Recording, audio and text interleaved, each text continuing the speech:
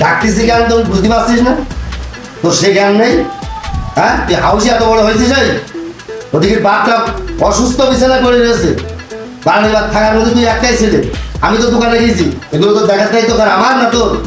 হ্যাঁ, বাড়ি কোনো অন্য কোনো লোক আছে আমাকে? নেই। তুই তো কি বলছিস আমার মাথায় ঢুকতেছে না। মাথায় ঢোকবে কি করে? তুই তো আছিস গান বাজনার তালে, ওই গিটার বাজাচ্ছিস আর ওই গান শুনতেছিস, তা তোর অন্য কথা মাথায় আসবে এখন? বড় ছেলে তো গেল, ছোটরা মারা ধরা করে কি যায় দিন একটু উঠি। আমরা কিছু হবে না তো।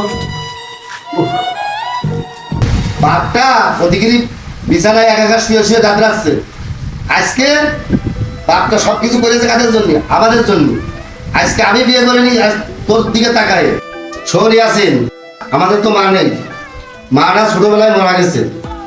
আজকে ছোটবেলায় মা মারা যাওয়ার সত্ত্বেও বাপ বিয়ে করিনি, কারণ আমাদের দুই ভাই মুখ তাকায়।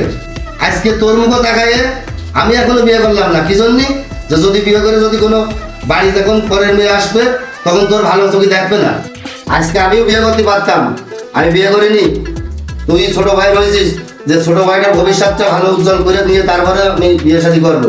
আমার জীবনের সকালার সব কিছু আমি বাদ দিয়েছি একমাত্র ছোট ভাইয়ের জন্য। আর সেই ছোট ভাই যদি আজকে মানুষের মতন মানুষ না হয়ে বন্ধু বান্ধব নিয়ে এইভাবে আড্ডা দিয়ে বেড়াস, তাহলে কি আমাদের কষ্ট কোনো জীবনে যে কষ্টটা করলাম কষ্ট সফলতা হবে? বল। শোন ইয়াসিন, এই যে বাপ কষ্ট করে এই যে 5 তলা ফাউন্ডেশন বানাইছে, কাদের জন্য বানাইছে? তোর আর আমার জন্যই তো, নাকি? না আমাদের মধ্যে আর কোনো ভাগের লোক আছে? এগুলো তোরা বুঝবি না। বুঝবি কখন বুঝবি জানিস? যখন এই বাপ চোখ বুঝবে তখন বুঝতে পারবি। নিঃস্বার্থ যদি কেউ থাকে এই বাপই আছে, তাছাড়া জীবনে আর কেউ পাবি না। এখন বুঝবি না, এখন তো রঙে আসিস, এখন বুঝতে পারবি না, টের পাবি না। বাপটা চোখ বুঝুক তখন বুঝতে পারবি। এই দাদা কি হবে? এই যে তোমার গুণগাছ ছেলে এখানে গান বাজনার আসর বসিয়ে দেখতে পাচ্ছ না? বাড়ি আমার আসর খানা আছে, তুই এ করছিস কেন? আব্বা তুমি তো জানো আমার গান বাজনার শখ বেশি। আমার বন্ধুরা ভালো গিটার বাজাতে পারে, তাই শিখবো বলে ডেকে নিয়ে এলাম। আচ্ছা ঠিক আছে, তা তোমার বাড়ি কোন জায়গায় বা? চাচা, আমার বাড়ি নিউ মার্কেট শেখাটি। তা খোকা, তোমরা একসঙ্গে বন্ধু মানুষ যাচ্ছেন, তা ওরা একটু দেখি শুনে দেখো।